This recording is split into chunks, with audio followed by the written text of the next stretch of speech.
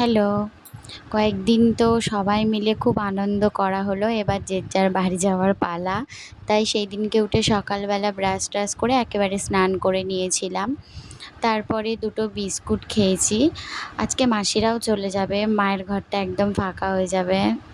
একটু কষ্ট হচ্ছে। তো চলো কি করা যাবে, যেতে তো হবেই। আর এখানে দিদা আর মাসি মিলে এটাই আলোচনা করছিল দুপুরে কি হবে।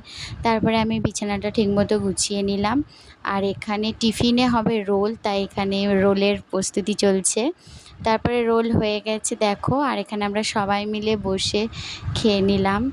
আর আজকে লাঞ্চে ছিল ভাত, পটল চিংড়ি আর ইলিশ মাছ।